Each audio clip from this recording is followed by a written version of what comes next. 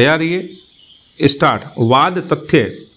अपीलार्थी ने बाबू सिंह पुत्र फुमान सिंह ग्राम कोकरी कला मोगा की भू संपत्ति में 1/2 हिस्से का दावा करते हुए एक घोषणावाद संस्थित किया था और कथन किया था कि उक्त संपत्ति पर प्रत्युत्तर दाता संख्या 1 के हितबद्ध पूर्वज और प्रत्युत्तर दाता संख्या 3 के पक्ष में किया गया दाखिल खारिज बाबू सिंह की फर्जी वसीयत दिनांक 20/3/1988 के आधार पर किया गया है, इसलिए उन्हें अकृत, शून्य और अवैध घोषित किया जाए। स्टॉप।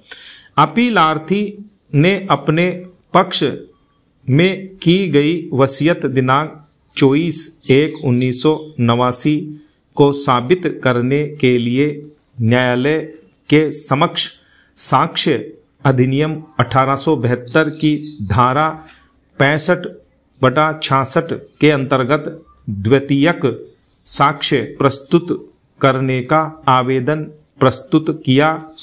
इस आधार पर कि उक्त मूल वसीयत उसने पटवारी को नामांतरण के लिए दी थी, किंतु पटवारी ने मूल वसीयत उसे वापस नहीं की। स्टॉप। विचारण न्यायालय ने उक्त आवेदन पत्र को आदेश दिनांक 4/7/2014 के द्वारा अनुज्ञात किया, जिसके विरुद्ध प्रत्युत्तर दाता गण ने उच्च न्यायालय में पुनरीक्षण संख्या 4645/2014 प्रस्तुत की। स्टॉप।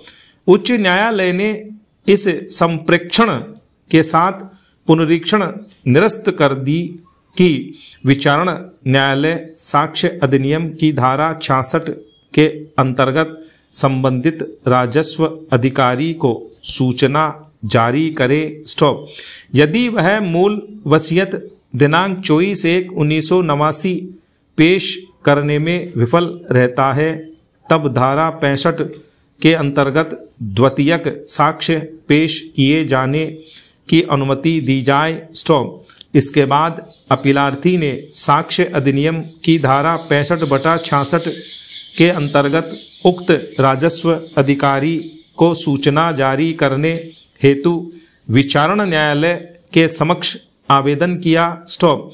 तदनुसार राजस्व कर्मचारियों को वसीयत दिनांक 24/1/1989 पेश करने हेतु विचारण न्यायालय ने सूचना जारी की, किंतु वे उक्त वसीयत को न्यायालय में पेश करने में विफल रहे। स्टॉप।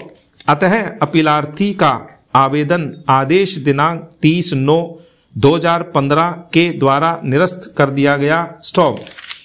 इस आदेश के विरुद्ध अपीलार्थी ने भारत के संविधान के अनुच्छेद 227 के अंतर्गत उच्च न्यायालय में पुनरीक्षण याचिका संख्या 7271 वर्ष 2015 प्रस्तुत की। स्टॉप। पंजाब एवं हरियाणा उच्च न्यायालय चंडीगढ़ ने आक्षेपित आदेश दिनांक 9/1/2017 के द्वारा विचारण न्यायालय के आदेश का अनुमोदन करते हुए याचिका निरस्त कर दी। स्टॉप। अतः अपीलार्थी ने यह SLP अपील प्रस्तुत की। स्टॉप। पैरा। निर्णय। 1. उच्च न्यायालय ने विचारण न्यायालय के इस निष्कर्ष का अनुमोदन करते हुए पुनरीक्षण याचिका निरस्त कर दी थी कि धारा 66 के अंतर्गत सूचना जारी होने पर राजस्व कर्मचारियों ने वसीयत दिनांक 24/1/1989 की मूल प्रति होने से इनकार करते हुए बयान दिया था, इसलिए धारा 65 के अंतर्गत द्वितीयक साक्ष्य पेश किए जाने की शर्तें पूर्ण नहीं होती हैं। स्टॉप। विधिक स्थिति स्पष्ट किए जाने के लिए भारतीय साक्ष्य अधिनियम 1872 की धारा 65 एवं 66 का अवलोकन सुसंगत है, जिनका मूल पाठ इस प्रकार है। पैरा 1। 65 अवस्थाएं जिनमें दस्तावेजों के संबंध में द्वितीयक साक्ष्य दी जा सकेगी, किसी दस्तावेज के अस्तित्व, दशा या अंतर वस्तु की द्वितीयक साक्ष्य निम्नलिखित अवस्थाओं में दी जा सकेगी। पैरा क।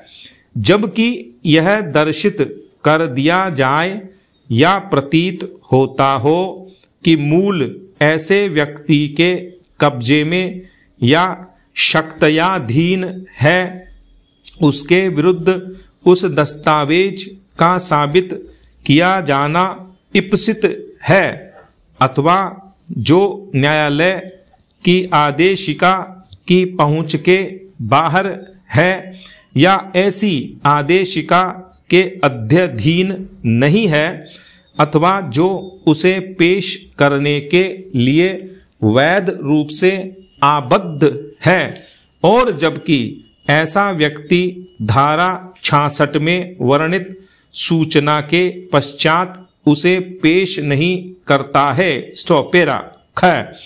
जबकि मूल के अस्तित्व, दशा या अंतर वस्तु को उस व्यक्ति द्वारा जिसके विरुद्ध उसे साबित किया जाना है या उसके हित प्रतिनिधि द्वारा लिखित रूप से स्वीकृत किया जाना साबित कर दिया गया है। स्टॉप।